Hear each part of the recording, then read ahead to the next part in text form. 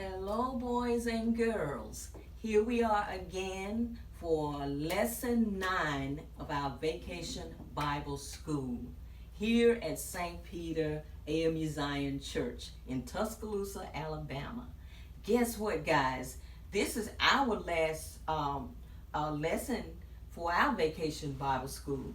And today we're going to be talking about hard work. Hard work. All right. Now, so tell me, are you guys involved in something like sports, or what do you do in class? Do you participate in activities in your school? What about at church? Are you actively involved? Do you usher? Do you sing in the choir? What do you do? And do you work hard at it? Or do you just do it casual? You come when you feel like it, or you participate when you feel like it? Okay, all right. I know that I've learned that if you want something to come out good, it takes a lot of time and it requires long hours sometimes. But guess what? That hard work, it pays off. Okay, so whatever we do, even if you want to, you know what, you might just need to clean your room up, but work hard at it. Okay, put lots of work in it, and then you'll be proud of yourself. You really will. Okay, and that brings us to our lesson today, which is called hard work. All right, say that with me: hard work. Say it again: hard work.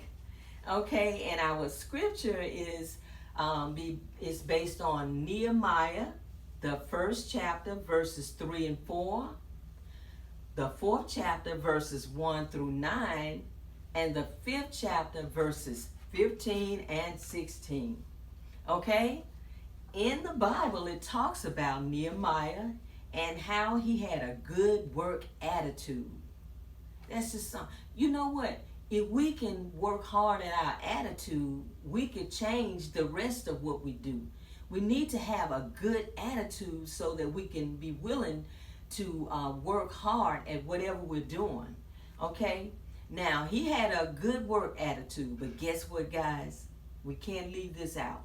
It was based on prayer and dependence on God. Prayer and dependence on God. We talk about this theme for Vacation Bible School, I've got it, but it also says with God. So that means we cannot do anything in our own, but it's with Christ we can do all things, okay? All right, so Nehemiah was a hard worker, and he had a good attitude, and he was very dependent on God. And he was determined. You have to be determined, okay, to complete. He was determined to complete his assignment of rebuilding the wall of Jerusalem, despite the hard work it was going to take. It was going to take some hard work, but you have to be determined.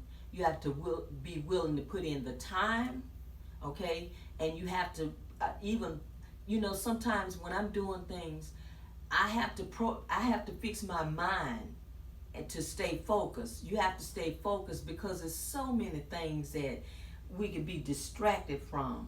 Okay, so you have to stay focused. All right, and he persevered. Nehemiah persevered. He did not give up. He continued. Okay, and he was being ridiculed. People were teasing him. And, you know, I think we all experience sometimes, you know, it's sad to say, but even when you're trying to do something what is right, sometimes people will talk about you. Sometimes you will be ridiculed.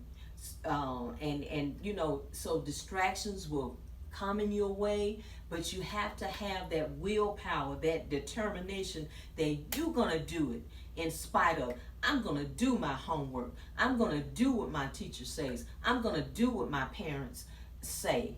But it takes determination. And then you have to pray. Pray.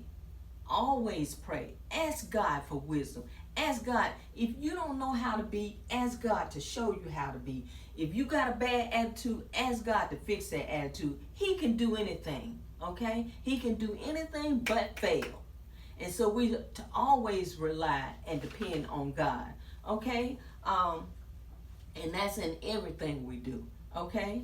All right. Nehemiah also encouraged the people that were working with him to continue building and to look to God as their source of success.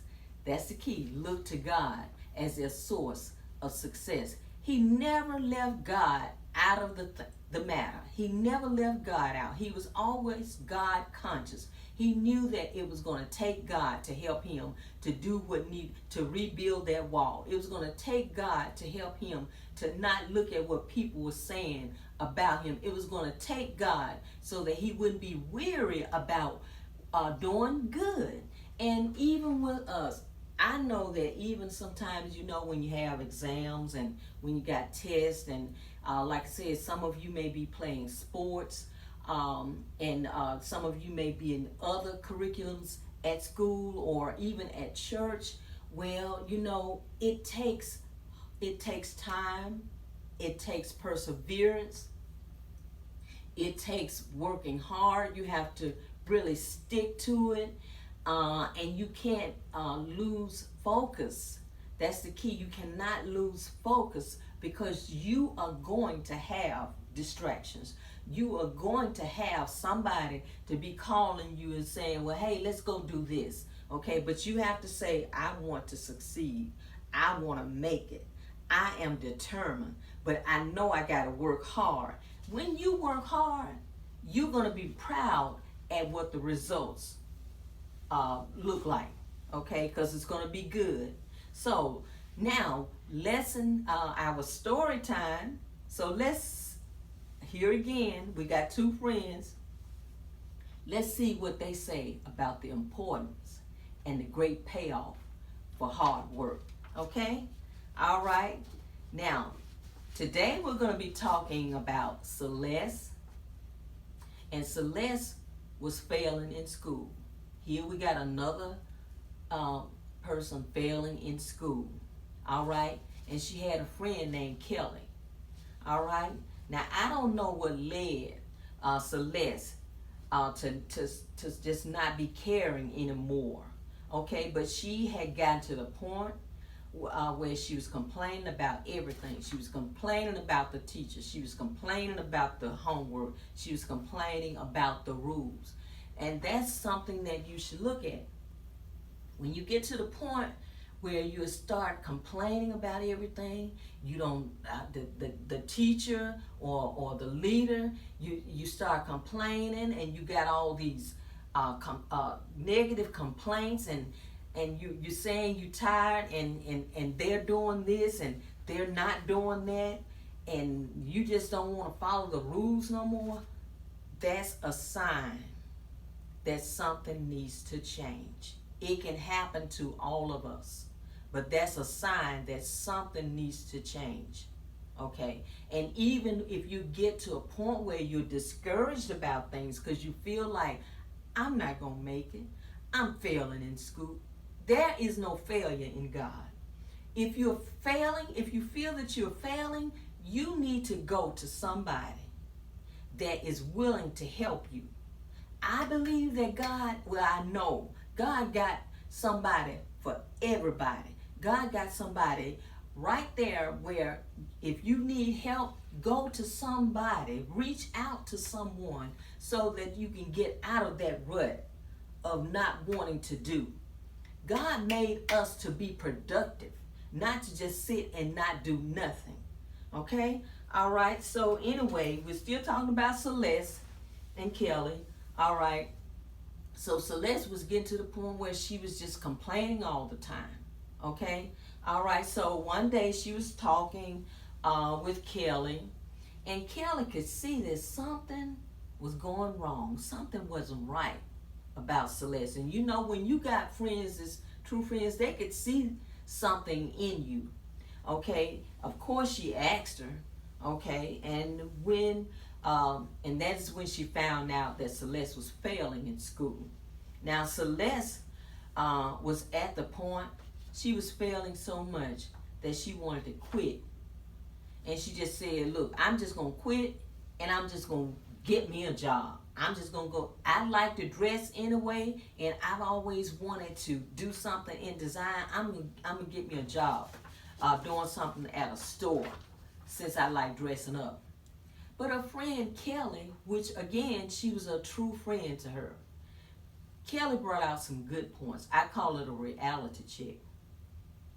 She said, well, Celeste, if you get a degree, you'll stand a better chance at getting a great job, the job you desire. Plus, you'll have more options for the future. And at that point, Celeste just listened and she thought about it. And guess what that did for Celeste? Her whole attitude changed. She began to say, you're right. I could. So that motivated her a little better than where she was. And it's so good when you got friends who will encourage you to do the right thing. Watch your friends. So therefore, Celeste had a change of heart. She had a change of attitude. And I believe that Celeste started doing her homework. That's what she did. So always know that, if you want something good, it's not gonna always come easy, but it'll pay off. It'll pay off, okay? All right, so here's our exercise, guys. Think about it. What are some hard work projects that you can do at church, at home, at school? Think about some things you could do. And I know hard work scares you, but it really is not. It is hard work, but it's not hard if you're willing to really put your effort, put all your, if you're really willing to really work at it, it won't be as hard as you think. Okay? So I want you to come up with some ideas of how your class can help the church together. Come up with some ideas, write them down, and talk to people in church leadership to get some suggestions. So that's what I want you to do. And when I see you again, we're going to talk about all of these great things. I have enjoyed you guys. God bless you.